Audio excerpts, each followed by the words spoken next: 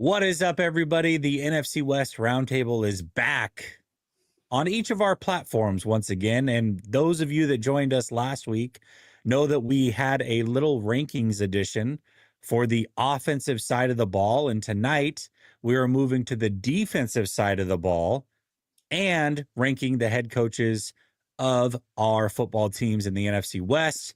I'm going to go around the table real quick, see how everybody's doing. Jake, you're immediately next to me. How you doing, brother? I'm great. I love being here with you guys. I'm excited.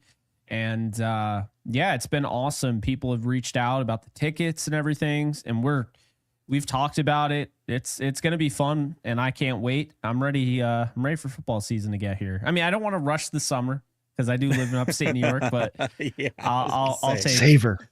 I'll take watching football any day. You got three of us that live in paradise, basically. I know. And you're in upstate New York. Oh, gosh. What's up, Mike? How you doing, man? Representing the Arizona Cardinals, by the way. We're in flames, man. We're in flames right now. What are you talking about? I want the summer to end. We're like 116, 115, man. It's one of those things that obviously you dread the summer. I'm used to it, but like as you get older, man, you just want to stay indoors.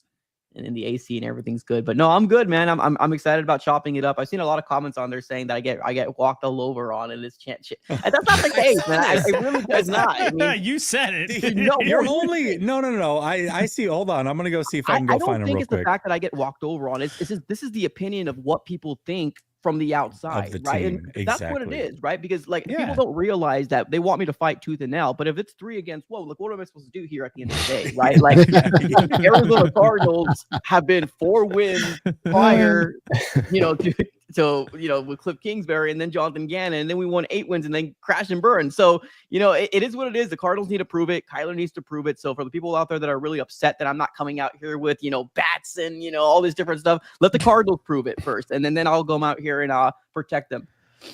Yeah, I mean, there's only so much you can do. You're only one vote. If we got, if we're doing votes and coming up with rankings, I mean, your vote is only 25%. If the other 3 of us disagree, then that's just what it is. So, exactly. You made your case. So we'll see how the defensive side of the ball goes. Brandon, representing the Seahawks, how you doing tonight, brother? I'm doing great, man. We're getting through this off season, and I'm really proud of our audience for getting so many signups here for this event. I mean, it's just so cool. You never know if we're gonna get enough to sign up, and you guys you rang that bell for us, and I'm really looking forward to being able to meet these guys in person and chop it up with all, and having a good amount of time too. We're not just in this in and out in 2 hours. Like, hey, see you, bye. We're getting a chance to really have some fun with it. So looking forward to that, man. Yeah, absolutely. So for those of you that may have not known what they're talking about, they all alluded to an event that we were having week 5. 49ers versus Rams at SoFi Stadium, Thursday night football.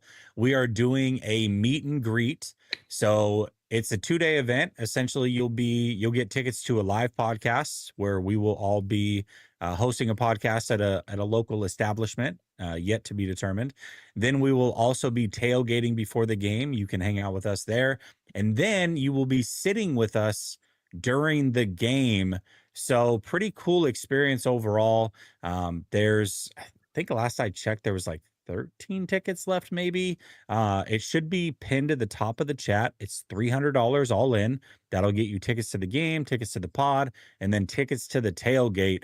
And then all 4 of us are going to be there, plus Z-Bot, for those of you that do watch the roundtable. NFC West Roundtable. Z-Bot is our normal host. He will be there as well. Buffalo Bills fan, though, so we all hate him equally. But yeah, so that's what these guys are talking about. Once again, it's pinned to the top of the chat. Once the tickets are out, that is it. There is going to be no more. So make sure you grab those if that's something that you're looking to attend. Week 5, Thursday Night Football, 49ers versus Rams. But fellas, we got to get back into this because last I checked, we did the offense last week. These were our rankings overall. We had the QB rankings, the running back went through. Now, what we established when we did this is that the 49ers technically had a higher overall ranking than the Rams. However, we all agree that the importance of the quarterback position, O-line position kind of outweighs receiver, tight end, what have you. And so we gave the Rams the overall number 1 offense. I do need to actually add here overall defense. So let me do that real quick. and then we will jump in. We'll do it a little bit different this week. What we'll do, instead of me throwing out my rankings, I'll call on one of you guys to give me your rankings, and then we will kind of go off of that conversation. So does anybody want to talk about the defensive line and give their rankings first? Well, real quick, are you're still tallying it up though, right, Jesse? Yeah, I'm gonna tally it up overall. Yep. Cool. Yep. I've got offense here from last week, and then we'll go defense this week, and we'll go from there, have the conversation. So defensive line, who wants to go? I'll kick it off here. Have some strong pins. All right, I'll go Brandon, for what it. you got? Right. So I've got the order on my defensive line going with, I'm going to be definitely looking to the Homerville today, much more so than last week. I love this. Okay. So I'm going Seahawks to lead this off. I've got the Rams number 2. Seahawks everywhere. You're on the right path here. Keep going. Okay. Keep going. All right. Keep it going. All right. Oh, Then we got the Rams number 2 for me, and I'll just give you the order, and I'll explain them real quick as I give you the order. Then I got the Cardinals 3, then I got the 49ers as 4. Okay. Now, my reasoning beyond this, and a lot of my reasoning today, you're going to feel on some of my wanting to put Seattle so high up, comes from the part, first off, you're returning every single starter to this defense last year. They got better as the year went along in the first year under Mike McDonald. You also have a couple guys that are key backups in addition that are key reserves, Uchenna and Jaron. I know this has nothing to do with Jaron. Was a little bit to do with defensive line, but it's the stack and it's the assembly as much as anything else here. And I guess we got to make sure we're making ourselves clear here. We're considering outside linebackers like we would a 4-3 defensive end, since it's essentially alignment we're talking about here. They're not linemen. So we're 4 deep as far as edges go. We got all those starters coming back. You have Uchenna coming back who didn't play at all for you last year. You got DeMarcus Lawrence coming in there as well. Your interior with Byron Murphy coming back. Leonard Williams was in the voting for a defensive player of the year. I mean, he got votes last year. Maybe didn't get up high, but he was in the discussion on it. So I look at your defensive line and I say, man, you're pretty strong front to back. You've got the depth. I've got star power with guys like Leonard Williams and Byron Murphy, who, if you can move him out of the nose tackle, which the team is showing in OTAs, that's going to be their intention. He was good last year, but he was taking on double teams as a 3 tech at 290 pounds. You remove that next year, I think he's going to be a lot better shape.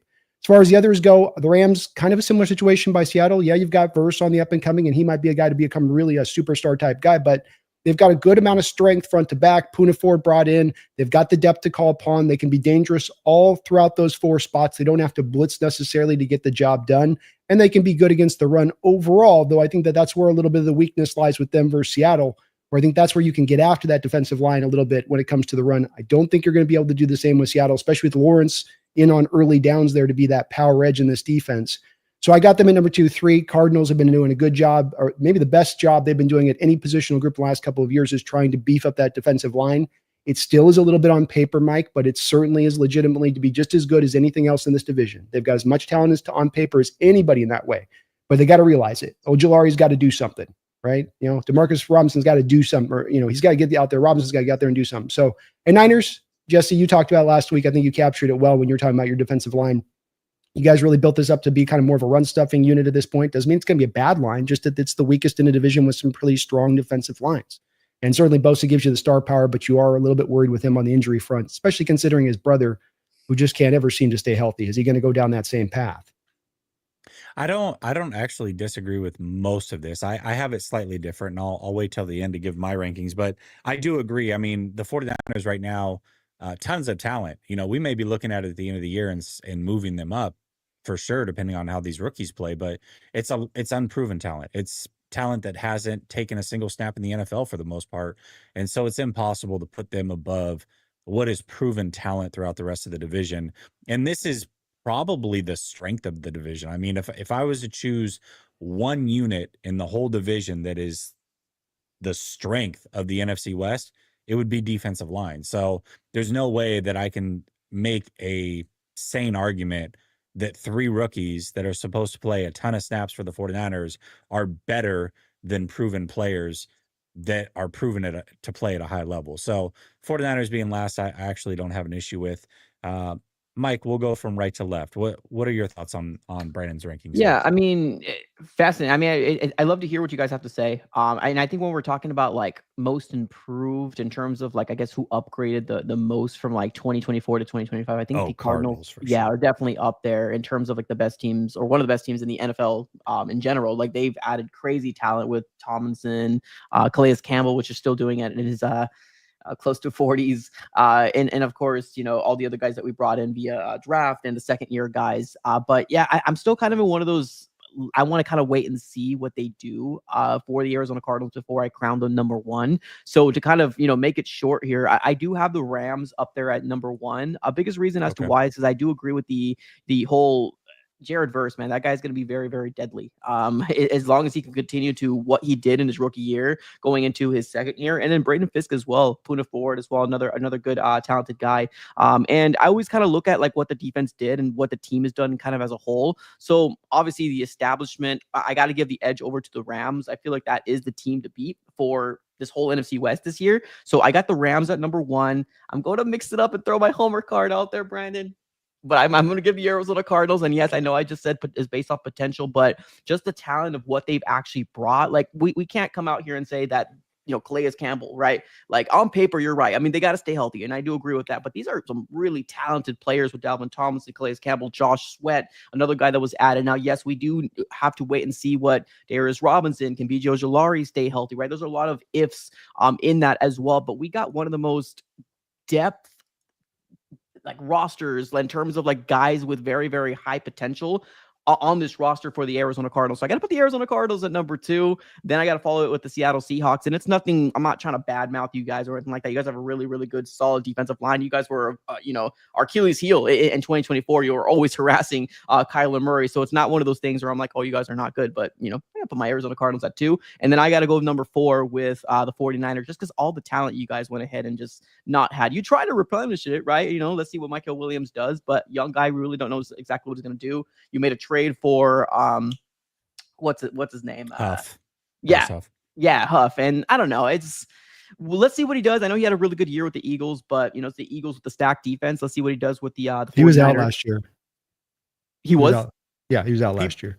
Well, he played some. Huff, he played a little bit. He was a healthy scratch in the Super Bowl.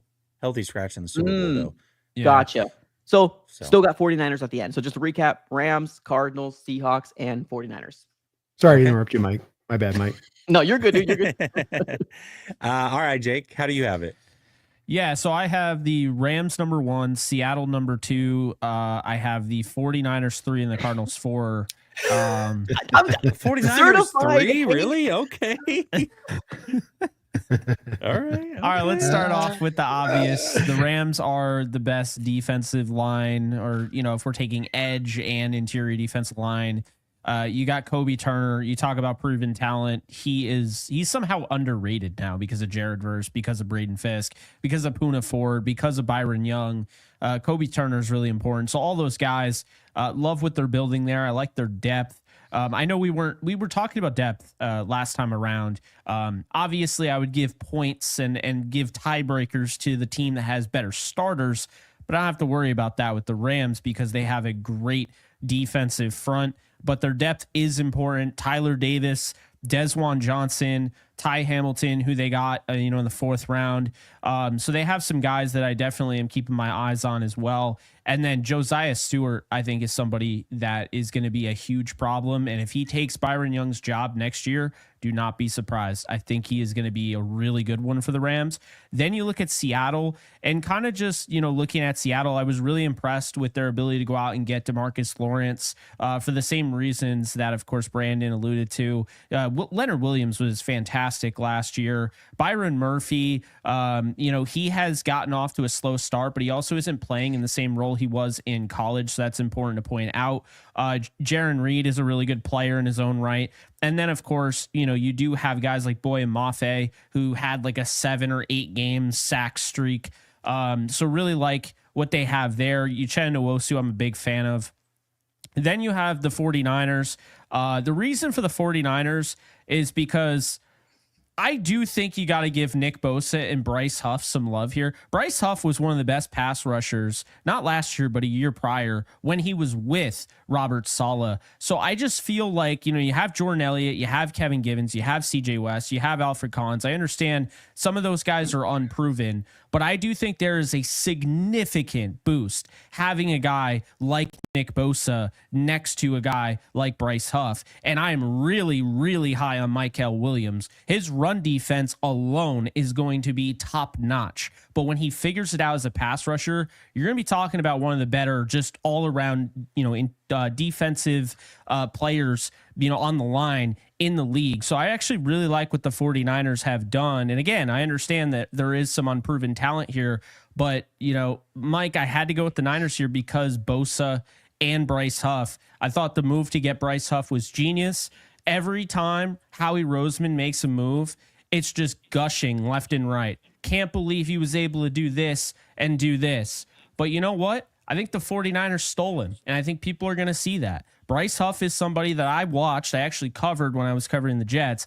He is a very, very good player. It just didn't work in Philly, but when it did work, it was working with, of course, Robert Saleh. So I'm excited to see that. And then last, but definitely not least in a sense, because I think all these defensive lines, as Jesse alluded to, are really good. I look at the Cardinals and, you have Dalvin Tomlinson. I'm not a Walter Nolan fan at all. That's already been established, so I'm not going to waste any breath on that. But Josh Sweat was a hell of a pickup. Loved that move. I like Justin Jones. Darius Robinson's a former first-round pick. He is going to develop. I trust this team. Calais Campbell, love that addition. Zaven Collins, BJ Ojulari. I definitely like a lot of the guys that you guys have. Baron Browning, of course, as well as Mac Wilson Sr. can come off the edge, as well as Xavier Thomas, who I think is kind of slept on a little bit. So I think it's a really good, just overall, the division is just littered with defensive line talent, but that's how I have it. Rams 1, Seahawks 2, 49ers 3, Cardinals 4. Okay. Wow. I've got it. Rams 1, Seahawks 2, Cardinals 3, 49ers 4. Again, I love what the 49ers did. Absolutely love what they did in the draft, but it's too unproven. When I look at what the Cardinals did, I've got this comment here that says Cardinals defense is bottom 5 in the NFL. Maybe last year that would be the case, but you're talking about a team that added Calais Campbell, Dalvin Tomlinson, Josh Sweat, and is bringing back essentially a second-round pick in Ojulari, who missed all of last year. Darius Robinson was a first-round pick and really never got onto the field because of injury. Zaven Collins is a former first-round pick. You've got a lot of high-end talent. Then those are the backups. Like, those guys aren't being counted on to start, on top of drafting Walter Nolan, another first-round pick. And then, let's not forget that they traded for Baron Browning. So they've got a lot of depth and a lot of potential. And along with that potential, they also have 3 proven assets, like I said, in Campbell, Tomlinson, and Sweat. Obviously, Bosa is the best in the division, in my opinion, but he's one guy. When I look at the other proven talent along the 49ers defensive line, it's Bryce Huff, but Bryce Huff is going to be a rotational pass rusher who has one good year in five seasons. So is he the one good year with Saleh? Also, let's not forget that he had 2 other seasons with Saleh where he was mediocre at best, and then wasn't good last year with Philly. A lot of that was injury related, maybe some fit, what have you. So I've got to see it come together. Again, I love what the Niners have done, but I cannot in good conscience, good faith, put them above 3 teams who have proven assets in the NFL in abundance. So for me, and when I look at the overall rankings, this is how we ranked it as a division. So yeah, I have no issue having the Cardinals ahead of the Niners. And it is funny in the comment section, be like, people hate you think I hate the Cardinals more than the 49ers? Really? Well, it sure seems like it. What are we doing here? The Cardinals are my second favorite team in this division. I mean, the Rams fans don't have any issue with the Cardinals. Nor should they ever have any issue with the Cardinals. So yeah. I'm glad we squashed that bug. Well, I have a quick question, Jake, real quick. Is it because the Cardinals haven't proved very much as to why you don't do you think the 49ers are a much more proven organization as to why you ranked because this is not one of the first rankings, but I guess my question is, why do they usually get the edge over the Cardinals, in your opinion? I mean, I think really what it comes down to is, I think like they typically have that star guy. Like the Cardinals might have a little bit more depth, but I give more points, so to speak, to the 49ers because they have Bosa. And Fair. I'm a lot higher on Bryce Huff than a lot of other people are. And I do think him with Saleh again is going to be a big deal. And while he will be rotational, he still could end up having like 70 pressures. I mean, he is a very productive player. He's got a really quick first step. He's going to be a problem. I'm telling you, when they got him, I thought that was a really good move. But as far as, why Rams fans don't hate the Cardinals, I think that's obvious. I mean, the 40, I mean, I was born in 95, so I'm not going to pretend like the 49ers rivalry in the 80s had anything to do with me, but there has been kind of that, Deamador Lenore and Deebo Samuel, and there's definitely like a hatred there. I mean, Aaron Donald saying like I can't stand those guys. I do not like them. I don't wish them luck at all. Like there's a hate there between the Rams and Niners. And to be fair, when Matthew Stafford plays, they don't lose to the Seahawks. So I guess I don't really hate the Seahawks right now either. Just wait. Love it. All right, let me get to these supers before. Oh, go ahead, Brendan. No, well, and then just to offer on top of that with Jake to Mike on that. I mean, looking at it's last year, as much as the potential's there on paper with it, and Calais maybe at 40 has still something left in the tank, but it's 4.5 sacks led your team last year. He was really good last year. He was but he is also getting really, really old. And I think that even if what he gives you, I don't think he's going to be able to give you anywhere near the snap count he could give you at even, let's say, 32, 33. Moving into next year. Still probably really quality for what he gives you, for the snaps he gives you. But then when you look through the rest of that team, 4.5 sacks led the way for you with last year from a defensive line standpoint. Robinson had 1 sack last year after coming back. Ojulari, I mean, he and his brother can't stay healthy. It's kind of like the Bosa brothers. It's almost like a poor man's Bosa brothers.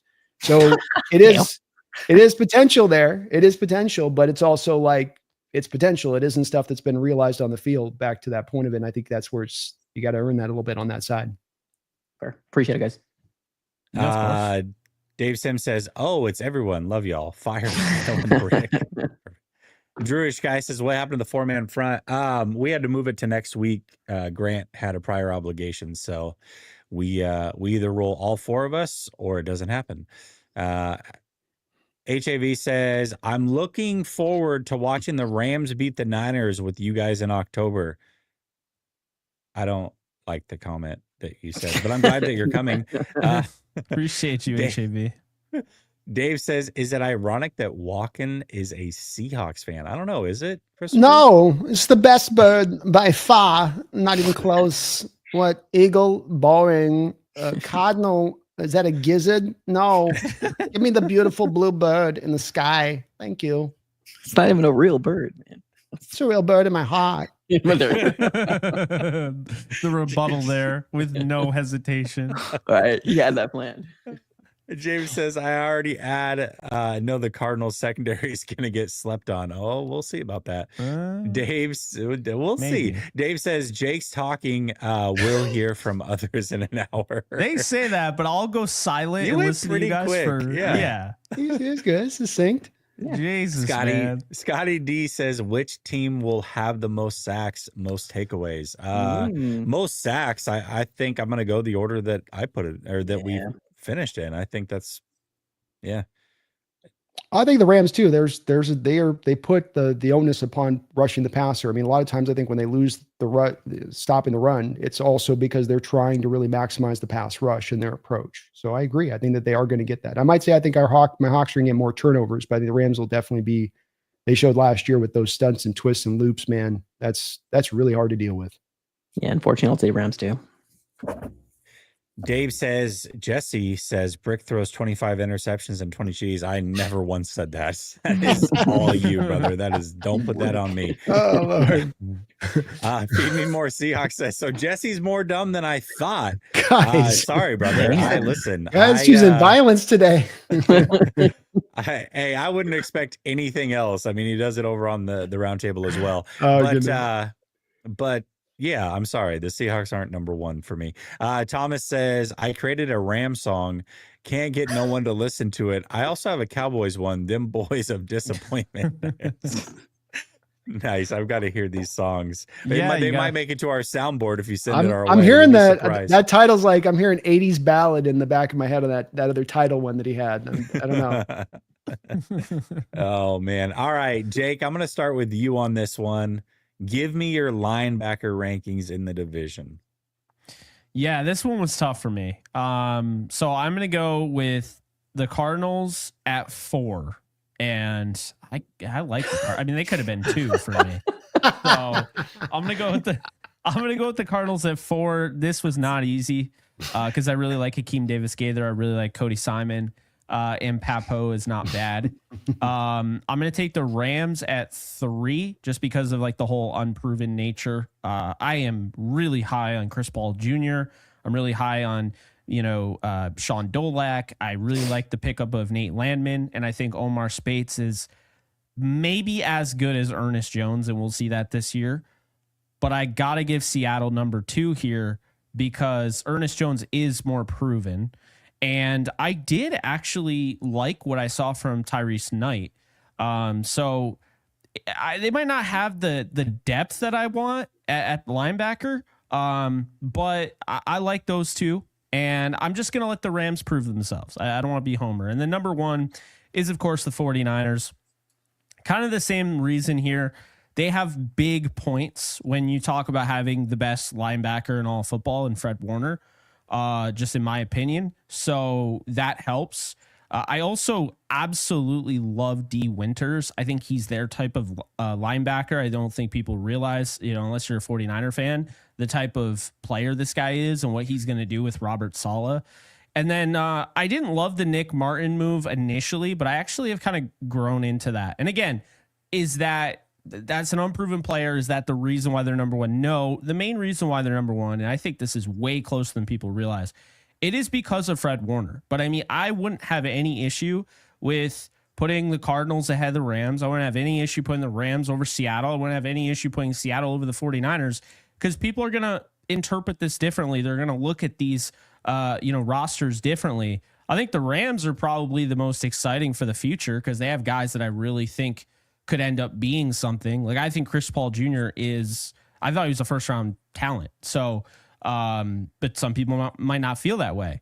And I am really high on Hakeem Davis-Gaither and I'm not out on him. And I actually think he's about to have a career year in Arizona. I mentioned that to Mike. I told Mike, I love that pickup because I didn't think the Bengals used him correctly. But then on the other side of it, you have the Seahawks. And I just think all in all, this is what I came with, but it's really interchangeable. It depends on how much stock you're going to put on the top guys. Yeah, absolutely. All right, Mike, we'll go to you. Defend your Cardinals. Yeah, let me throw my 2 cents in here. So, I mean, I do agree with the points that Jake was making in terms of like when you look at the linebacking core throughout like the entirety of the NFC West, you have like one guy that really kind of sticks out between like every guy in the team, at least in my opinion. I'm going to go ahead and put it out here. I do say San Francisco 49ers do have the edge, and the main reason is because of Fred Warner. I think he's a fantastic guy in the middle, and I think any of us would want him there. So I would put them at number 1. Then I would be throwing the Seattle Seahawks at number 2. Ernest Jones with the Rams, they no longer wanted him, got picked up by the 49ers. It was a big miss. Ernest Jones is still a really, really good player. So then I got the Seahawks at 2. I'm going to throw the Cardinals at 3. I know there's a lot of unknown with Hakeem Davis-Gaither, but I love Mac Wilson Sr., man. The versatility that he can bring. I know he's more of a will middle linebacker than he is a Mike. I know there might be some moving parts within the defense for the Arizona Cardinals.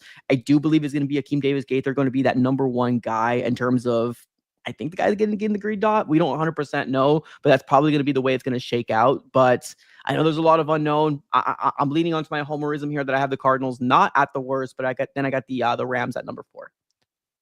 Wait, if we're including Mac Wilson Sr. and now Baron Browning and all those guys, then we would have a completely different conversation. I might actually have the Cardinals at 1. So we need to make that clear. I'm not hating on the Cardinals. I like what they have. It's just Mac Wilson Sr. is more of a will. They do use him at edge every once in a while, but he was more used as a middle linebacker than he was on the outside. I'm not sure if they're going to change this time around, but he was used more as a Mike. I'm sorry, Will. I apologize. Will inside linebacker.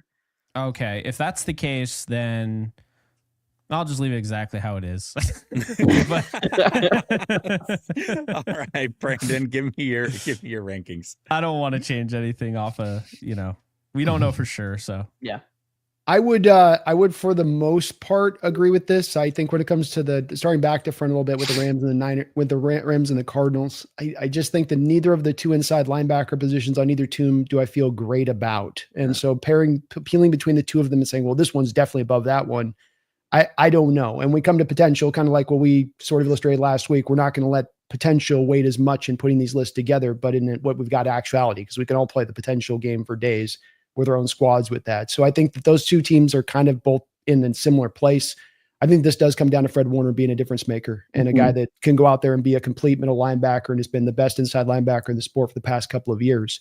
I like Winters, Jesse. I was talking with you about him a couple of years ago when you drafted him, and I've been high on him. I do think that Tyrese Knight is a better player. I think that he's going to be a more complete player. Tyrese Knight had the best will linebacker season for a Seattle Seahawks, even far surpassing KJ Wright's rookie year, going back all the way to 2005, having a will linebacker that played that good in his rookie year. So it's not to understate that he was like a difference maker, but just we haven't had a guy come out that's been able to be that good instantaneously on the football field. That's enough weight for me to put him at least in a number 2.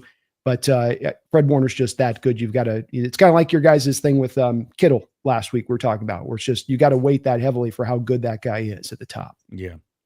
So give me your order one last time. You got 49ers, Hawks. Yeah. And then boy, with Cardinals and Rams, right?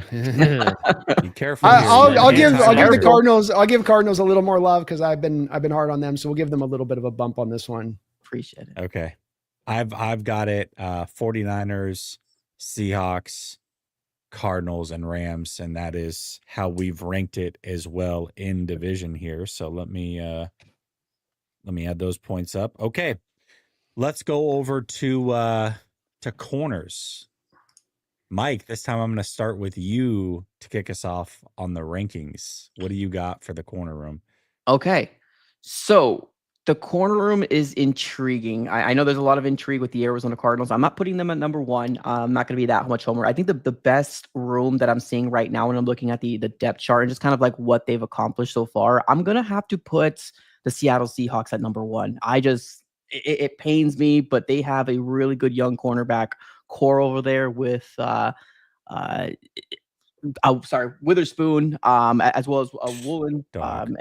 Yeah, they got a lot of people over there. And who was the guy who got that pick 6 on Kyler? And I believe that the second time we played Kobe Bryant, right? I'm telling you, man, they got cornerbacks for days. I think they got a really good young defensive core over there that I really do fear. So I'm gonna lean it on over to the Seahawks at number 1.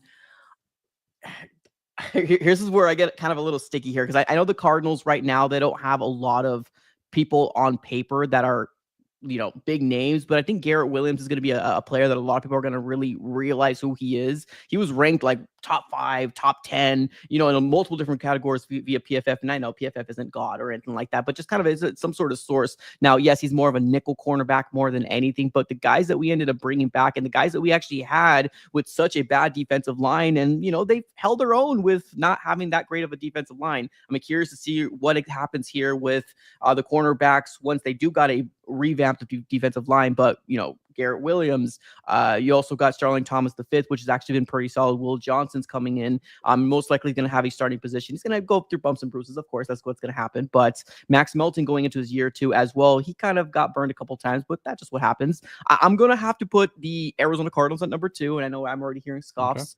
Okay. And then I got the 49ers at 3, and then I got the Rams at 4. All right. Brandon, we'll go back to you. What's the order that you've got here? Yeah, I'm going to go ahead and say I do have Seattle as the number 1 team. Reek Witherspoon's got 11 picks through 3 years, and he's a really good fit for this defense. He's going into a contract year. He's come forward as a tackler, as a run defender. I think that he's, at least as the number 2 corner on this team, better than any another number 2 corner in this division. Witherspoon is a dog, and it's a guy that you have to watch the tape of. And I've been tearing through all 22 from the past year here, working on some daily shows. He's the best corner in the division. I mean, for those that disagree with that, then you need to watch more, because Witherspoon is the best corner in the division. I think when it comes Lenore to would disagree versatility, with that. that's fine. I think he's a top 5, top 7 corner in this league. I really think he's that good. I do as well. And he's going to, I think, finally get some of the statistical points this year to have the markers, 4 or 5 picks to make people realize that. That's what they tend to need with the cornerbacks. And if you don't have that, you don't realize it. So I have them pretty solidly in the spot. Even Job came in last year and played pretty good for us out the gate in that other cornerback spot, which fills in the room pretty nice. But the top 2 guys to me are just kind of heavier on this one than anything else. My next 2 guys, I do have the Niners in there. And I think this is as much because I like Ricardo Green as much as anything else as far as the upside of him. Lenore is a good player. He's solidified. He's a really good corner in this league. And I'm a little worried they're going to try to move outside a bit too much here this year, maybe Jesse, rather than, letting him operate where he's best the upcoming season. The Cardinals are right there with it though, Mike. And you're right about that. It is a little bit back to a bit of the defensive line thing because Melton's kind of the key there on making that thing really go and flow at that point, especially with you guys losing your corner for the season as you now have, because you don't know what you got with Johnson as well. You have both in Melton and with Johnson kind of 2 big question marks. You are absolutely right about your slot. He is not that far off of Witherspoon as far as being his productivity. I just think Witherspoon is just a monster all the way around, whereas he's really good coverman from the slot. But you're right about don't undersell him. Your guys' slot there. I just don't think you've got as much strength on the outside, which is why I put the Niners just a little bit ahead on that end of it. And I know Jake loves himself his cornerbacks. Jake, I'm sorry to throw shade at you with it, but I just don't trust or have faith in. There's a reason that they've been looking at Ramsey and kicking the tires in that. I think that they may be saying like, no, we're fine with it. We're fine with it. If they don't go for Ramsey, mark my words, they will make another move to reinforce that cornerback room. And they'll do so in more than just a minor way. They ain't going to go just for the slim reaper. They're going to go for a big reaper if they go and do that.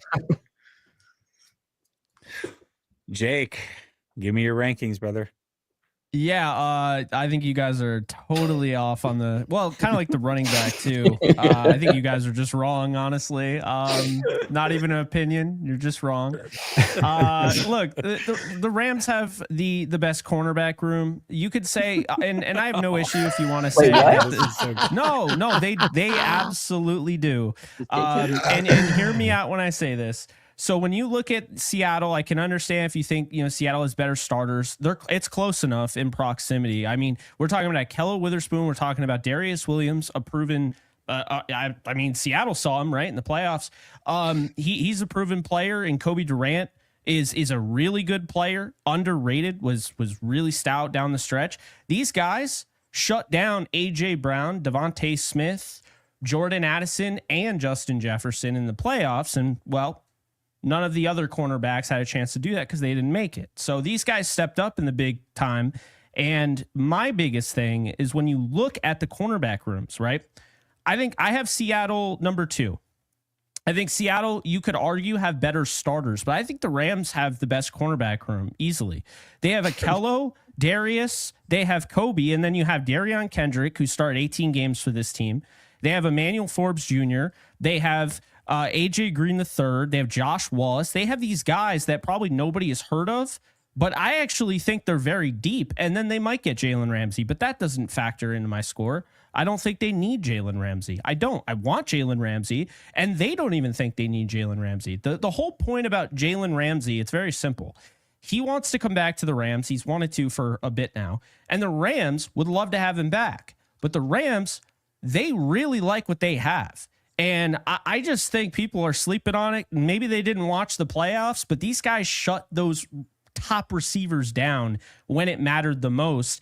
And I think the 2 best corners in this division are both named Witherspoon. And we're going to see that this year. People laugh, but when Akello Witherspoon got a full off season of work and was able to go through training camp and everything, PFF had him in the top 10 for corners when he was on the Steelers. This is his first year since being with Pittsburgh that he has a full training camp. Darius Williams has been one of the better corners over the last 5 years. So yeah, I have the Rams 1. I have Seattle 2. I think Seattle has a really good looking group. I think, Josh Job's kind of underrated. Devin Witherspoon, you could argue, is, like you said, top 7 in the league. And he's just a completely different corner. He's not just like a cover guy. He's not just a lockdown, shutdown guy. This is somebody that, can really go up and make a tackle. He plays with a physicality that you just normally don't see cornerbacks play with nowadays coming out of college. It's why he was, I think, my number 2 prospect in that draft, maybe number 1. Absolutely loved his talent. And then, you have Reek Woolen. Let's not forget at one point or another, there were rumors floating around about trading him away. But he had a good year last year, and he is a good corner. But I look at Nehemiah Pritchett, and after that, I don't really see, Damarian Williams, but I don't really see a ton of depth at corner for Seattle that I feel great about, right? So I like the Rams depth there. So I want the Rams, Seahawks 2. Then I have the 49ers 3. I think that the 49ers, what? Hold on, what? Anyway, I think he might be confusing me with somebody else. I don't know. I very rarely hear that one. Check in with my fan base; they will heavily disagree with you. I found that out pretty quickly on Twitter. But anyway, I think Lenore's good. I have question marks about Renardo Green. Trey Brown. Like I don't love this group.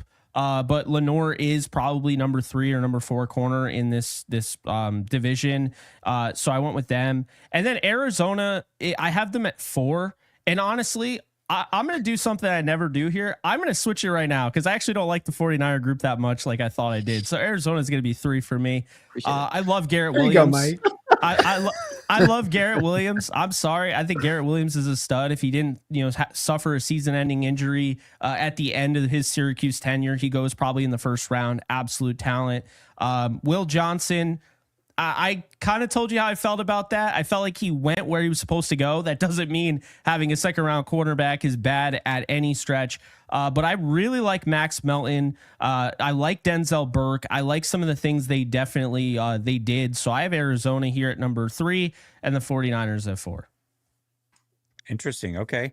Well, Jake, putting the 49ers at 4 actually caused a tie at number 2 between the 49ers and the Cardinals. I've got it Seahawks, 49ers, Cardinals, Rams.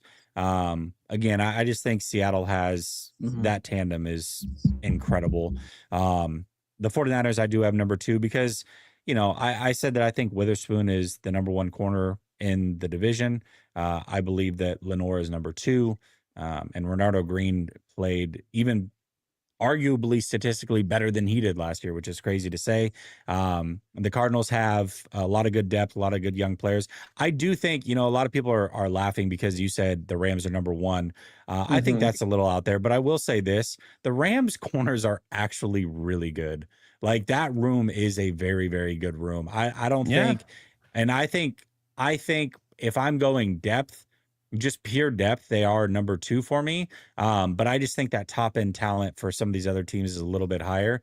But overall, this is, I'll switch this just for the optics. One thing I want to mention too about the Rams, Mike, that we're not talking about with that corner room. And one thing, Jake, that I think that to pay attention to really closely this year, because I think it's going to be a troublesome part, is the tackling does matter for cornerbacks, and you have to do that. And one of the reasons that Khalil Witherspoon, and Jesse can back me up, is this is a former Niner and a former Seahawk. The reason that, at least for 5 minutes, he was a Seahawk. The reason that he has been passed around on that is that tackling. And even that breakout year from 4 years you could point to of his Steeler year 4 years ago that he had, where he was so good in coverage, again, still negatively graded as a tackler that year. Slim Reaper ain't a guy that wants to do a lot of tackling. Darius Williams, okay as a tackler. With already a defense that's a little susceptible to having the run go after them. And when you talk about playoffs, you're going to tend to try to run the ball more, and you're going to try to tend to lean. Teams are really going to go after that kind of weakness on your team this year. And maybe you guys can stuff it up. But when I look at the roster, there are some holes there at the cornerback room when it comes to just grade A pure tacklers. And if I can isolate that as an OC this year, I'm going to do so a lot. I think that's definitely fair. There's a lot of ankle biters in this cornerback room. That's actually my biggest issue with them. I'm glad you didn't go in the direction of saying the defensive line, because I would have shut you down in 2 seconds watching that Vikings game in the playoffs. I've heard it over and over again, how this cornerback room is only as good as the defensive line. I will tell you right now, we all watched Sam Darnold hold on the ball forever. I mean, the Vikings announcer was like, throw the damn ball. Like, I mean, you guys heard that, right? I always say cornerback is such a thankless job. I was in the freezing cold at the Jets game, and I remember watching Akello shut down Devontae Adams, just had him completely locked down, and Aaron Rodgers did not trust a soul outside of Devontae Adams, and he held on the ball forever because Akello was all over him, and that forced the strip sack that Cam Curl had, and it's like those moments. You look at the Jared Verse, like one of the Jared Verse sacks. You look at the Braden Fisk sack. the different sacks they had against the Vikings, I'm not trying to take anything away from what I believe is the best defense, defensive line in this division. But this secondary, there is a seriously underrated veil over this secondary. People do not talk about how long they have to cover these guys. Verse even said himself, he missed 10 sacks this year on the field. The tape shows that. So I think this, like, people are laughing, especially the Niner fans, after Akello shut down your boy who you drafted in the first round. Laugh all you want, but he just got a full training camp. You do not want to see this guy later on in the season. I'm telling you right now. And if they get Jalen Ramsey, you really don't want to see this secondary. And I think that's what's contingent on. To me, I mean, sorry, I apologize, Jesse. I think it is. Go. If it is Jalen Ramsey, like you will have a really good cornerback. More, I mean, that's the thing too. Like we all have really good cornerbacks. Like this, like obviously the NFL, these are top tier athletes on there. But to say like Rams are one to me, and kind of discrediting what Seattle's doing. I'm not even saying the Cardinals, but Seattle, like they got a young, talented group on over there is absolutely crazy. Seattle is definitely number one. Now, whoever the pecking order goes after that. I love this list and the way it looks right now, but that's just because of my own homerism going on right now. But man, I don't know. To your point, I mean, I hope nothing but the best for you, but yeah, no, corner Rams are definitely. I went the quiet route in the last, so I got a little shit from the Rams fans. Like, you need to speak up a little bit more about Kyron, who's clearly the best running back today. That because we don't know what Christian McCaffrey will be today in the division. So I went quiet there, but I was like, don't worry, I'll save some fire, and I felt like cornerback was the one to go. Sure. So there we go. The fire has been unleashed. We're going to get to safeties here in a second, but first I'm going to get through these supers real quick. Brock is the worst quarterback in franchise history. Jeez, that doesn't make any you guys sense. had Tim Rattay. Yeah, Drunken Miller. Tim Rattay, all right? Yeah, what about Drunken Miller? Gosh. Oh, man. Dave Sims says, I made a Niner song called Lyle Chokes on Pig. All right, jeez. Oh, Jesus. The coach, what's up, coach? Says, coach? Let's get it. What up? What's up? Dave says, Brandon plus Coke, Jake plus drinks, Mike plus method, Jesse plus Jesus. Dang. Wow, I got out of that one real smooth. I like it. Thanks. CD Woods says, least laughable ram steak. All right. I think that's I don't know. Good? Remember what that was referring to. I don't know. Good for you. Yeah. Scotty I think says, it's good. I don't know. Yeah. Scotty says, Coward said the Rams spend the least on defense in all the NFL. Is that true? If so, how can their cap space be $30 million less than San Francisco, $20 million less than Seattle, and $10 million less than the Cards? Offense. They're spending a lot of money on that offense. I mean, you get a lot of money tied up over there. So I don't know about the least in the NFL, but they're definitely down there. I mean, most of their talent is first and second year talent. It is. So mine too, if I'm not mistaken, last year, to give them some credit on this, Jake, you can fix me on this one up or not. You had to deal with the Aaron Donald dead money. I mean, even today, this year, you still got $10 million on the books. So don't remind me. We factored that what they're spending on their defense, because you got to put that on top of whatever else you're putting on there. Yeah. I got so much hate for bringing that up. Like, every time, be like, Aaron Donald bled for this. I'm not saying he didn't, but the reality is that, like you said, they have about $10 million in Aaron Donald that's not there. So it was like, well, last year was what, 25? Wasn't it pretty substantial last year when he retired in the first year? Yeah. It kind of held them back from doing some things that they wanted to do. I know that for a fact. So, Let's go me. 50. Let's do it. But he didn't have a full camp. LMFAO. I think, you know what? I will say this. It is interesting because Akello Witherspoon has spent a little bit of time with Seattle, obviously more time with the 49ers. I feel like both fan bases really underrate Akello. I don't know. I have watched Akello since he's left the 49ers and obviously a short stint with Seattle. He's been nothing but a really good coverage corner. Now, the tackling thing is real, and that is part of the game. But as far as just pure coverage, he guards the number one wide receivers and holds his own game in and game out. I mean, he's just been very, very good as a coverage corner. It is what it is. And not only that, he's like somehow they keep getting away with paying him league minimum. And then when he gets cut, nobody else wants him. It doesn't make any sense to me. You put the film on, that dude does nothing but cover. This is why I'm so loud about him, Jesse. So I appreciate you saying that. It's ridiculous, and people be like, oh, it's just because you know him and that's why. It's like, no, I've actually liked this guy. I have I literally have a TikTok where I made fun of Seattle for moving on from him for Trey Flowers, who I thought was the worst cornerback I've ever watched in my life. I could not believe for the life of me they kept Trey Flowers and traded away Akello. And sure enough, and keep in mind, I had no connection to his family. Didn't know that. I just always kind of liked his game from Colorado. And when he went to the Steelers, instantaneously, he was better than anything they had since like what? Ike Taylor, Ryan Clark type, like DB. Like I'm just saying, like he's really, like Jesse is saying, he's a really good corner. And I know people are laughing, but you give him an actual off season, which this is his first one in years. I'm telling you, he is going to. I don't know why we're sleeping on a 6'4" guy that runs a 4.3. It's not like he's a 5'7" corner. I'm telling. So I don't know why I have to defend this guy. I mean, he looks the part too, but yeah. Coach says Jesse isn't negative. Think of him as an American dad of the Niners. Serious concern, disappointed, unimpressed, all at once. But he's gotta own his kid with the nose piercing and the purple hair. That's right. That's a very good analogy. I like That's it. deep, man. That's good. That is good. Well thought out. Well thought out. All right, safeties. I'm gonna go. I'm gonna quickly throw my rankings up, and let's see. I've got the Cardinals number 1. I mean, you got Budda Baker. It's an automatic win. I'm sorry. I'm gonna go Seahawks 2, Rams 3, 49ers 4. Listen, I love I'll call them the Cam brothers over with the Rams. But they're still young, but they're very bright future over there is the way that I see it. But a little bit young. I like what Seattle has, a little bit more veteran leadership over there. The Cardinals, again, you got Budda Baker, and the 49ers.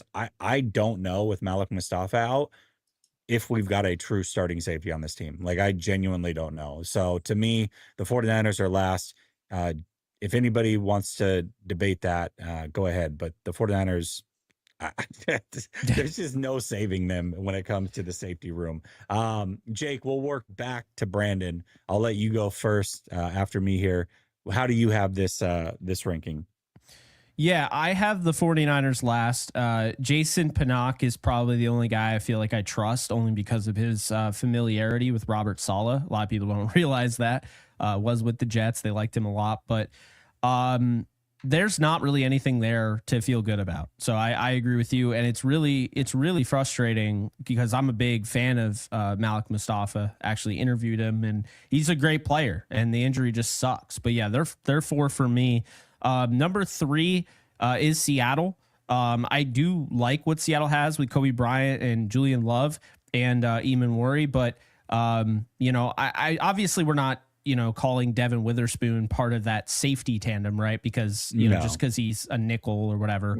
I know some people do that. I'm not doing that. So I like what they have there. I just think after those 3, I'm not like going crazy for like a Jarek Reed or D'Anthony Bell or AJ Finley. So for that reason, I have them at 3. Number 2, I have the Arizona Cardinals. I really like what they have. I've been a huge fan of Jalen Thompson since he came out of the supplemental draft. I still think that was one of the best picks that a team has made. Really underrated. And then obviously Budda Baker's a big name. Taylor Demerson's a guy I like. I think Keaton Crawford is an absolute stud, and people are going to see it. And so I actually really like that room. But my number 1 safety room is the Rams, because you talk about the Cam brothers, Cameron Kitchens and Cam Curl. First off, Kitchens is exactly what you want in a ball hawk. So he's somebody, obviously I don't have to tell Brandon, he saw the interception, but this is somebody that can just absolutely break open a game at any time. And so he coincides well with Cameron Curl, who is kind of that hard hitting safety that you can blitz and you can do different things with. But then you have Quentin Lake, and Quentin Lake is also a really good safety as well. They're also really high on Jalen McCullough, who he had a great year. He had like 4 or 5 interceptions last year, the UDFA out of Tennessee. So I actually really like the safety room for the Rams. They might sign John Johnson again. I don't know if that ends up happening or not, but I did hear that is a possibility. Obviously, that would really put them over the top as far as depth. But they have guys that I like, a Tanner Ingle and Jalen McCullough. I don't know if Ingle makes the roster, but the point being is they got 4 guys that I think that just makes them really, really deep. And I would say that probably the best safety in this division is Budda Baker, and you could argue the best safety is after that is Jalen Thompson, but I think the Rams have 3 genuine starters, and you could argue Jalen McCullough is a starter caliber player. So that's where I'm at. Eamon Worry could make me look like an absolute fool. I don't think he's going to bust. It's just more so when I look at this player, I think, it's kind of like what we've been talking about. There's just not really any of these rookies. You can get excited about them, but they shouldn't be a reason a team is in first or second or third, even though I already broke that rule with Gray Zabel. But that's how I feel. So, Mike, go ahead and give me your rankings, bro. Yeah, let me tell you why you're wrong. Okay. No, so yes, Mike, do it. Violence. What Jesse has on here is, I feel like, flawless. This list that we're saying, Cardinals, Seahawks, Rams, and 49ers, just to kind of double down on the Arizona Cardinals situation. Yeah, Budda Baker, the best safety in the whole NFC West. And I guess it could be debatable for some people, but for Cardinal fans, and I guess most of the people in the NFC West, they see him as that bona fide starter that anybody would want back there to have that, safety blanket that can blitz, that can do all of the stuff. At one point, he was leading it, the NFL in tackles. Like that's how dynamic this guy is. And he wants to win. Like, he's the type of player you want on your defense. So Budda Baker up there. Jalen Thompson, you're 100% right. Out of the supplemental draft, that was an absolute gem. Steve Kine was a terrible drafter, but for some reason he ended up getting Jalen Thompson. But Dadrian Taylor Demerson had an opportunity to step in when Jalen Thompson did have some injuries, and he was as physical, and he looked really, really good when given the opportunity. So I honestly can sit here and say that we might have 3 starting safeties in the NFL. Now, I know Jalen Thompson, there's some fans out there saying, oh, release him or cut him so we can save some cap. Nah, I'm not one of those guys. I like the depth that we have here, because you never know, right? Budda's getting older. Jalen's getting older as well. Dadrian Taylor Demerson's going to be a name you are going to be hearing, maybe not this year, but for years to come. I do believe strongly in what he can become. Dadrian Taylor Demerson, aka Rabbit. And then you are right in Crawford as well, a late round pick for the Arizona Cardinals, going to mainly be used as a special teams guy, but I know the Cardinals are going to do everything in their power to try to keep him in the 53-man roster, maybe a safety of the future. We don't know, but I got the Cardinals at number 1. I got the Seahawks at number 2, just with the current guys they got, as well as their was a second round pick that they ended up getting as well. A lot of potential there as well, but arguably one of the best safeties in the draft. So I got them at number 2. Then I got the Rams there, and then I got the 49ers, which that whole defense I feel like has been depleted. So I got the 49ers at the end. All right. And Brandon, what do you got? Yeah, I definitely think we're all in agreement with the Niners being at the end. Malik Mustafa's injuries is tough, and Jair Brown just hasn't come forward like I thought he would coming out. I think that this is one where it gets hard on the depth versus the front line. So I think when it comes to both the Cardinals and the Rams, I'd say sure, the depth is better with those two versus the Seahawks, but I think I would quibble when we come to the starter aspect being better than what we have at the front. Budda Baker is a star. I think he is starting to get a little older. I think every time I watch him, he's shaking off some injury or limping left or right somehow or another. And I worry about that as far as going forward with that. Thompson's solid, and these guys are all good. It's not in Rams the same way. But when I look at Julian Love last year, a top 7 graded season by PFF, and when I turn on the tape with him every week, he is all over the place. Stud. He's making plays in coverage. He's getting interceptions. He's a factor in the run game. He's forcing fumbles, and he's doing it on a weekly basis on top of being a leader in that secondary. So what I really like about this safety room as much as anything else, because Kobe Bryant himself ascended in the same way. Started out as an outside corner and has eventually transitioned to safety. Last year, finally got implemented in the starting lineup. Should have had 5 interceptions, ended up with 3, but the guy's got a nose for the ball. And this is where I think you'll see my 2 points for why they'll separate themselves from the other safeties in this division, taking away the ball. These 2 guys at the end of the year will be responsible for probably together about 12, 13 turnovers by the end of the season, from forced fumbles to interceptions. Kobe Bryant's got that Peanut Tillman punch. And again, in Bryant, this is a guy that's higher graded than any of your guys you had on the Rams, and except for Budda Baker, higher than anybody else on the Cardinals or the 49ers. So another guy that was well graded all the way around as a player, where there's not a hole in his game.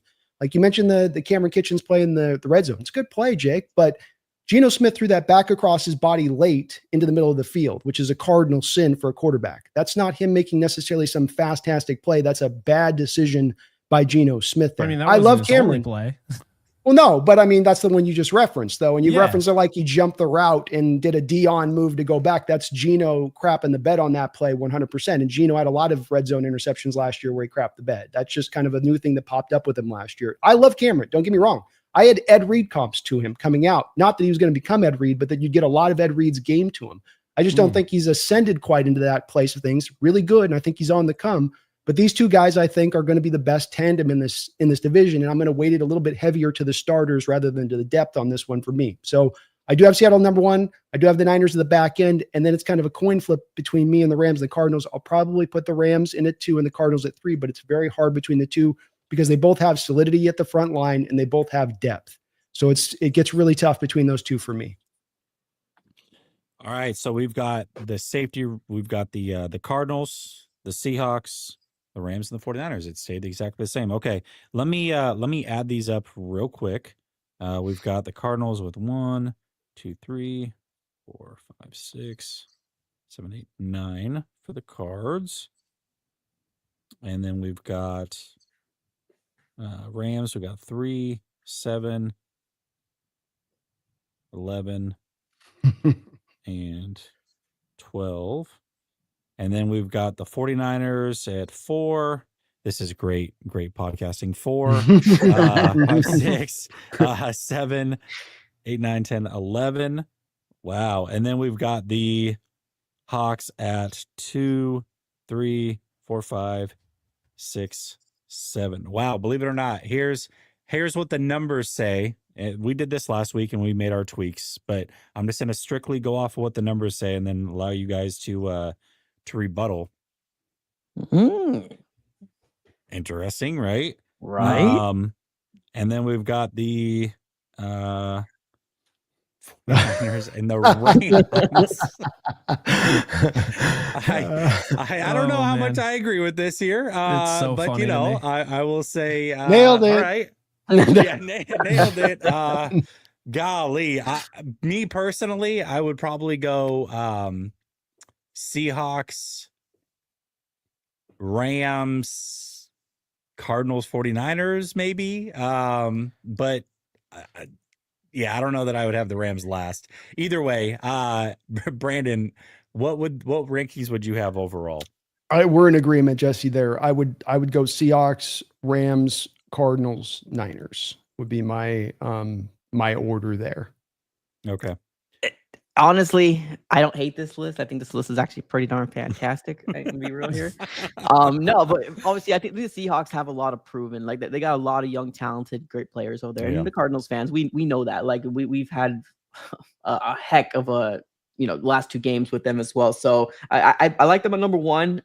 Cardinals, it can be kind of a toss up between us and the Rams because I feel like when you're looking at specific positions, you take the Rams over the Cardinals in specific positions, or or vice versa. So it can kind of go either or. But yeah, I do think that the 49ers are definitely, they just lost so much talent. Nick Bosa is really the and Fred Warner are kind of the and Lenore, like the only kind of big names that I'm like, oh yeah, I feel confident. But other than that, they do deserve to be at the end. But I'm cool with this list one at the 2 spot.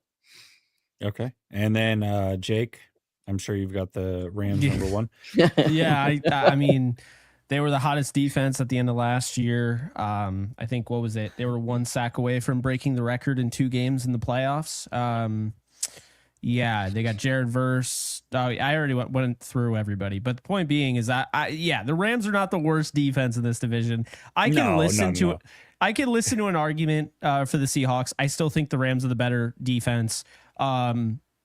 Seattle has the better defensive mind, I will say. I like Chris Shula, but I mean, I'm a big fan, and Jesse and I warned everybody about this, that McDonald going to Seattle was going to be a problem, because it is. So I have them at 2, Arizona at 3, and San Francisco at 4. And the reason why I decided to go with Arizona is because I actually have more I have a first place vote for Arizona, or first place vote for the 49ers at linebacker.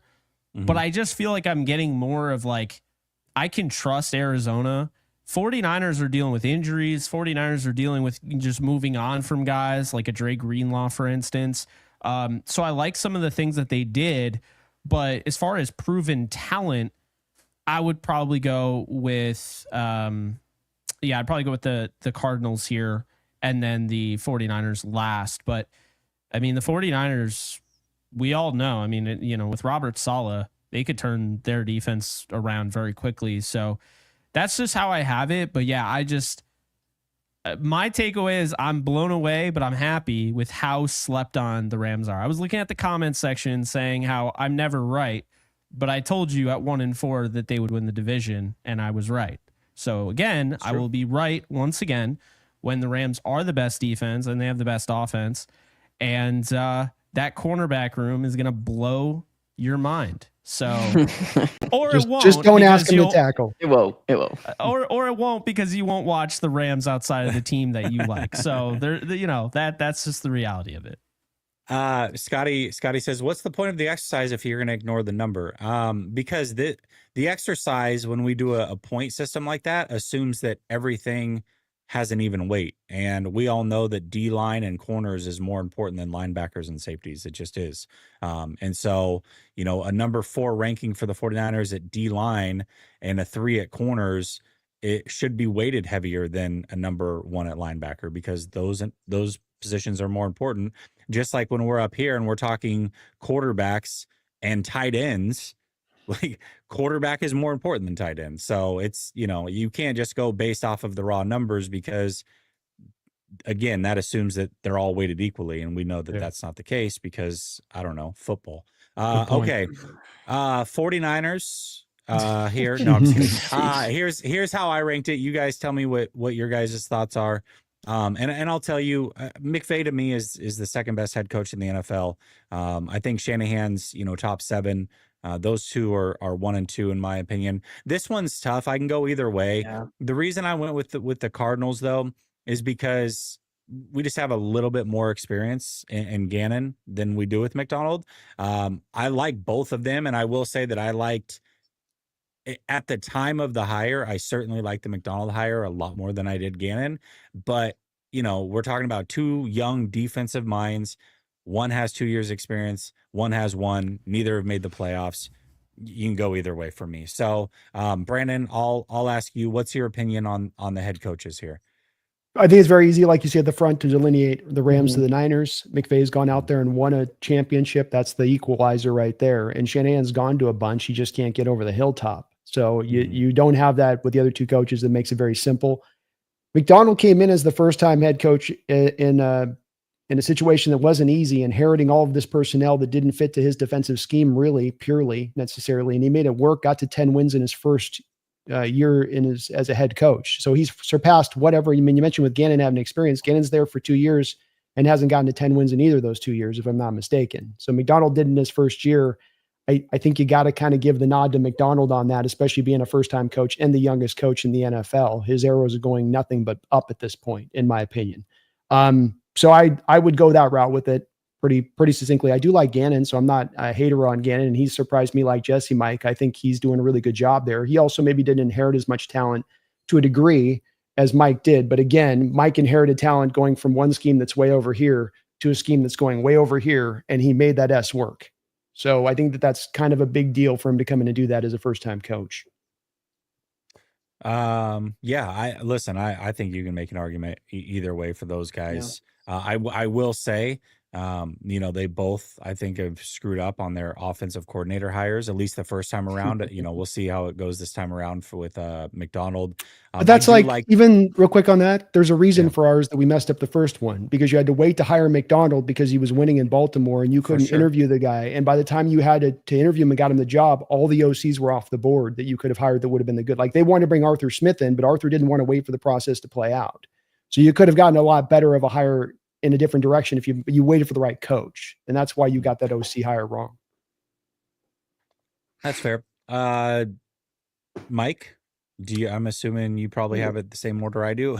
Yeah, I mean, here's the thing. I'm probably gonna have people, mention, oh, how come you don't stick up for Gannon? I mean, let's be real here, guys. How are Like, you supposed let's to be put him real. above? Yeah, exactly. Like, let's be real. It's Sean McVay is the number one guy. Like, he's proven it. He's had so much success there. Kyle Shanahan, and I'm seeing some comments on here saying Shanahan is last because he's a Super Bowl choker 3 times. It has nothing to do with it. Everybody would take Shanahan in a heartbeat. Like, let's call it this. Has he not gone over the hill and get the hardware that everybody wants? Of course, but he still gets a lot of success. He gets his teams prepared and gets them to the where they don't get to. So, McVay, Shanahan, and it can be a toss-up. That's a very good point with the first year in 10 wins. But I do believe that when the Cardinals had Gannon come in here, they stripped this bad boy down. Like, they even released freaking D-Hop. They ended up trading away Simmons for a bag of peanuts. And I get it. He probably shouldn't have been the first round pick for the Cardinals, but he didn't really have a lot to work with. Year 2 with Kyler, I don't think that's really a reflection of what Gannon did. I think Gannon completely overhauled this organization and is doing what he could with what he was provided. Like, we had so much terrible yuckiness within this organization with Keim and Cliff Kingsbury. Not because Cliff Kingsbury is a bad guy, it's just he wasn't able to handle all the internal jargon, or all the internal stuff that can kind of disappoint a lot of grown ass men when things don't go right. Gannon is that guy that's going to be able to do that. So it is kind of a toss up for me, like 3 and 4.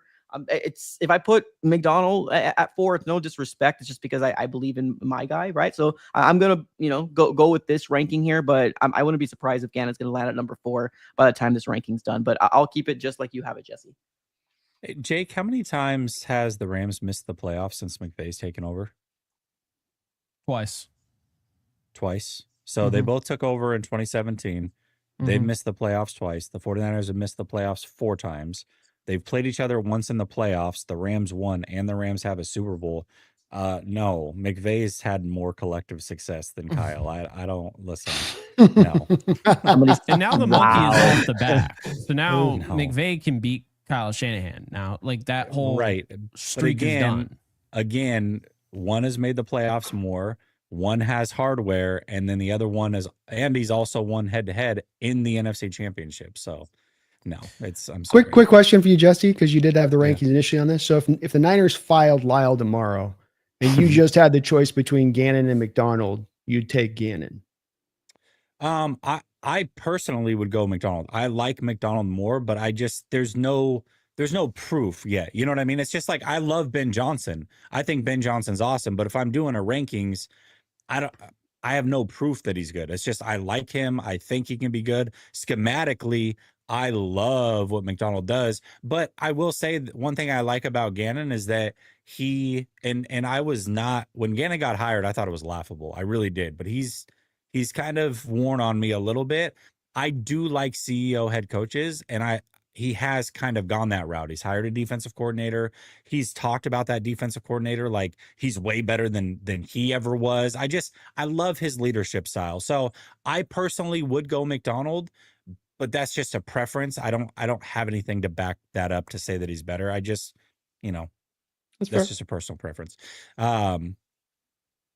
Jake? Yeah. So obviously we have the 1-2 that's interchangeable, but I have McDonald 3 and Gannon 4. I like both coaches, but here's why I'll tell you about McDonald. I'm not calling him the next Sean McVay. So understand where I'm going when I say this. Sean McVay in 2017 was already better than Bruce Arians, in my opinion. Okay. He wasn't better than Pete Carroll, but he was better than Bruce Arians, and he was better than Kyle Shanahan.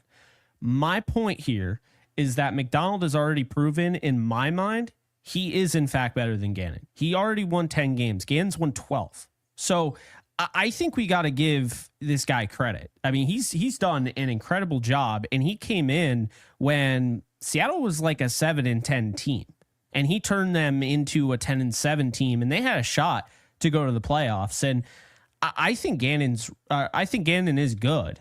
I think there are 4 really good coaches right now, in this division. But I think McDonald has a chance to be better than Kyle Shanahan. Now, I don't know if that will end up happening for sure, but I told you, McDonald he scares me because he's got a plan and he knows what he's doing. And to the point of Brandon, he didn't really get a chance to hire the guy that he wanted to. So I'm very interested in what he's going to do this year with the guy he hired, whose name is totally escaping me from. Kubiak. Thank you. Clint Kubiak. So yeah, I think that's how I would look at it. I think that's how you have to look at it because yes, we can do the whole like experience thing, but like if I needed to win a game, who am I choosing, Gannon or am I choosing McDonald? I'm choosing McDonald right now. And that's how I think I can determine that. People might not agree, but personally tomorrow, if I needed a win, I'd go with McDonald over Gannon. And what did you say about Arians, Jake? Sean McVay in 2017 was better than Bruce Arians. And that's when Bruce Arians. You're talking about wait, it's 2017. That's not the Cards, is it? Let me double check. Yeah. He was on the Cards. I wanted to make like a fair comparison. So like he's right in this take. I didn't necessarily. I mean, wait. You're saying in that first year he was better than Arians? I'm saying already from what we saw, McVay was a better head coach than Bruce Arians. Right then and there. And how long has he been a head coach at that point? McVay, was that his first year? That was his first year. But that's what I'm saying is I think McDonald right away is already better than Gannon. But I think Gannon's good. Just like I think Bruce Arians is a really good coach. Right. But like I wouldn't have taken Sean McVay over Pete Carroll because Pete Carroll had all that success. He won a Super Bowl. You know, I wouldn't do that. But I think in that moment, I think he was better than Arians the moment he broke into the league. And I think he proved that. So that's kind of how I decided to do it because I was like, we could do the experience card, but if I already know that this guy is in fact better right now, and that's who I'm getting right now, I'm going to take that guy. So here's the thing.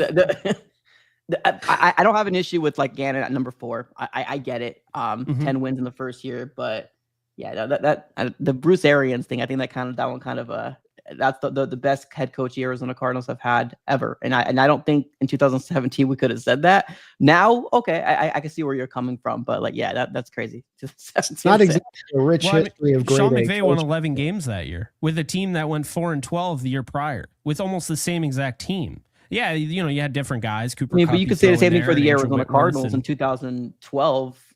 Bruce Arians came in and had 10 wins from the jump, then 11 wins, then 13 wins. And then, of course, Steve Keim kind of did his thing and he got booted out. He faked retirement. 1 year later, he went back to the Bucks and won a Super Bowl with, yes, obviously Tom Brady. But Bruce Arians has accomplished a lot in this. I know. I think he's a great coach. But when I first saw Sean McVay, I was like, I just watched one presser of him with the at the time Washington Redskins, and I knew he was going to be different. And then I watched him, and I'm like, yeah, first game was at 44-6 against the Colts. You knew right away you had something special in him. And I mean, at the end of the year, like when everything is all figured out, I think at that point in time, Bruce Arians wasn't as good of a coach as Sean McVay. That's how I feel. And I feel like McDonald is a better coach than Gannon already. Now that could change. Just like if Sean McVay didn't go to a Super Bowl, the year after and he was horrible, then it's like, all right, well, Arians proved way more. But like if McDonald comes out this year and looks terrible and Gannon looks good, okay. But as it stands right now, because that's all the conversation is, what are they right now? That's how we're ranking them preseason. What are they right now?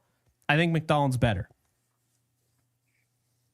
Yeah, I think it's a toss up. They ended up as a tie at third, basically, because you and I, Mike, went with Gannon. Went with Gannon. Cardinals. So there we go. All right. Scotty says, which NFC West player has the best chance to be Defensive Player of the Year? God, there's a lot of really, really good candidates. I'm gonna go Fred Warner just because linebacker is tough. It is. I think they're at a disadvantage when it comes to DPOY. But when you add in the fact that Salah's back and he's going to put so much on the shoulders of Fred Warner, I think that he's got a really good chance. But Bosa's already got one. We've got Verse. Witherspoon. There's a lot of good players. I mean, we went through it. This is a good defensive division overall, I think. So we'll see. Yeah, It I'd go Bosa interesting. verse. I Yeah, I think was is gonna my two one Bosa two. verse. Bosa I like verse, that. I think. What do you I'd think, probably Jake? go with that. Bosa-verse? I mean, I wouldn't rule out like if Witherspoon keeps up what he's doing as a tackler, as a kind of a game wrecker, but also his cover skills. The door's been open. We saw Stephon Gilmore win Defensive Player of the Year. And we saw Pat Surtain. He shouldn't have won over Aaron Donald, but we saw it Pat Surtain as well last year. So cornerback is wide open. That door is open. If you are good enough, you can win Defensive Player of the Year. It's no longer just an edge defender award, which I think is good for the sport. So I do too. You got to get those opportunities at corner sometimes to get those picks and get it, because that's what you really need is the interceptions. You can have the lockdown numbers. You can have, you only give up this many yards receiving. They're still going to come down that bottom line of, do you have the INTs? Do you have the PBUs? If you made the play on the ball, and if you got that, you can do it. But that's whereas the edge guys both could go out a 4-sack game, bump his numbers, versus go get a 4-sack game, bump his numbers, and then just have consistency through the rest of the year, and they kind of get there. No, definitely. Keep an eye on, very quiet, but keep an eye on Braden Fisk, because I'm telling you, there were moments last year where, obviously Verse was incredible. I'm not taking anything away from him, but there were moments last year, especially that Eagles game, where you're like, Braden Fisk is the best player on the damn field right now. Like it was, aside from Barkley, he was insane. I mean, he has these moments where you're like, you see kind of that Donald quick first step, the, kind of contorting his body, using it to his advantage. I think he's going to be a really stout football player. And I think down the road, I think he'll have a shot. I'm not saying he'll do it now, but I think down the road, this is a player that I'm not entirely going to say he'd be better than Verse, but don't rule him out. He's got to get the run defense up, buddy. If he's going to get to his being DPOY, that run defense got to come up in a major way. He got much better down the stretch, much better. And as soon as he went down, think about this. As soon as he got hurt, that's when the Eagles just kept running like crazy. True. So that was true. Yeah. Dave says Jess equals Cal from Talladega Nights. It's about to be Dr. Watts. Nice. Edwin comes in. He says, no one believed in us when we got Stafford, and after we won a Super Bowl, they thought we would be rebuilding for years. Let them doubt us. They hate us because they ain't us. Go Rams, Lakers, and Dodgers. I just threw up in my mouth a little bit. We appreciate the super chat. Feed Me More Seahawks says, how were those top safeties getting run on by Barkley? What cracks me up is like Barkley's going to run over any one of your safeties. Like that is who Barkley was last year. He was probably the best player in the league. He was probably the most dynamic. He was probably the most dangerous. And now because of this, there's this narrative the Rams can't stop the run. No, they couldn't stop Barkley in the snow. Like, I see that all the time. I'm like, come on, man. Like, he was destroying everyone. Dave says his car will poop out little rabbits on the track. He's talking about Talladega Nights. Oh, all right. Dave says Mike equals Luke Wilson in old school. There we go. Nice. I love Old School. It's a great movie. He's not going to slender sleep with underage girl. Way to get creative here. He says Brandon equals Christopher Walken and Joe Dirt. I think he was in Joe Dirt. Walker was. Oh, he was, yeah. Dave says, so Jake reminds me of South Park for some reason. Just a general character. All of South Park? Nobody specifically. Cartman. Batman. Oh my God. What's up, Samir? He says, what's up, Jesse? This is becoming my favorite show. Let's nice, go. man. Appreciate it. I appreciate it. Well, every Tuesday in the season. Every Tuesday. Yes, every Tuesday during the season. You check it out. For everybody that's not subscribed, go to Roundtable Sports, NFC West Roundtable. This show is live every Tuesday during the regular season. So definitely show love over there. And then he comes in and he says, hey, Jesse, I bet you a hat. The Niners will not end the season as the worst defense in the division. Pick your stat, anything except for total yards. Okay, let's go turnovers. And I will take that bet. We will go for turnovers forced. That's tough, Samir. The bet.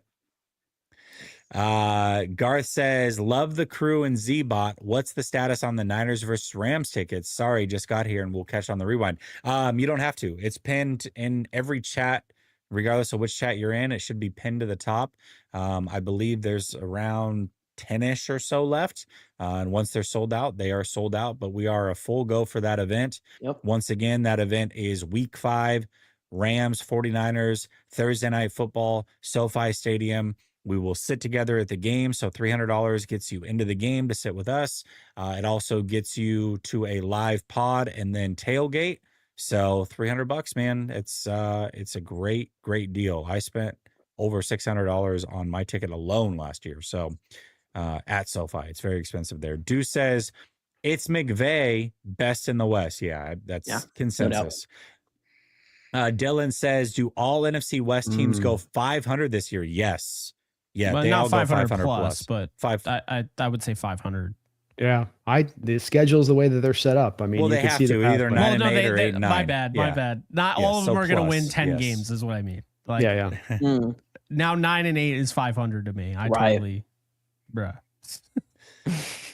Scotty D says Kyle had the head-to-head versus Sean 10-6. That was my point of collective. Okay, that's fair. Kyle, more coaching tree successes. Ooh, I don't know about that.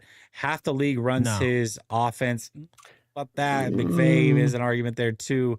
No problem saying Shanahan is top, but Jesse hate on Kyle trigger. No, I don't. Let me get the real difference here in that what you have between Kyle and Shan, beyond the fact that Kyle's won the Super Bowl, which is kind of a big deal.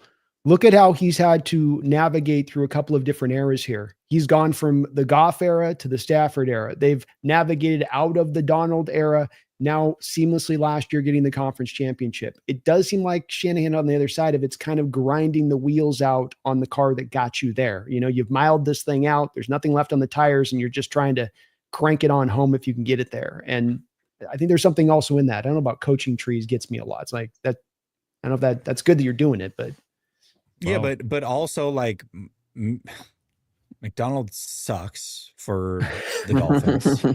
Saleh is back for a reason because he sucked with the Jets. It's D'Amico Ryans is the only one that's had quote unquote success. I mean, Zach Taylor played in the Super Bowl with Sean McVay, beat him in. Yeah, I mean, so who's come from McVay's coaching tree? You got Taylor, who's been in the Super Bowl. LaFleur with the Packers, and they're crushing it. And then you've got a buddy in O'Connell, Atlanta. Right? Kevin O'Connell. O'Connell. Yeah, dude, it's not even close. Not even close. It's not even close. McVay's coaching tree is way better. You should see the coordinators too. Like what's his face, who somehow hasn't gotten a coaching job yet. Ajiro Evero. What the job he did in Denver, the job he's doing in Carolina with hardly anything. I mean, now they'll actually have something this year, but yeah, no, Sean McVay quite literally has to replenish more than 60% of his coaching staff every single year. So that is not the hill you want to die on. Yeah, I agree. Dave says every Tuesday, Jake's talks 2 hours. He's getting better. He is getting better. For so long, I was used to doing a show by myself for like 5 hours. So Brandon knows. Brandon does it too, man. Brandon puts together long shows. I don't know how he does it. It's crazy. I can't do it anymore. Samir says turnovers forced is smart. Alas, see, I was thinking points, but there's so many things that go into points. So it looks like we've got ourselves a bet. We've got ourselves a walk-off. All right, fellas. Hey, listen, really appreciate you guys for joining me again. Another fantastic show. I think what we've agreed on is we'll probably end up going to every other week throughout the off season. And then, and that'll be Tuesday on all of our channels. And then once we get into training camp, it'll be back on the NFC West Roundtable on that channel. And we will be there every single Tuesday. So make sure you tap in there. Once again, if you want to go to the event, the Rams 49ers game, sit with us. The link is pinned at the top of all of our chats. And until next time, thank you to everybody over on Jake's channel, Mike's channel, Brandon's channel, and mine. We appreciate the support. Much love. Talk soon. Peace. Go Cards. Go.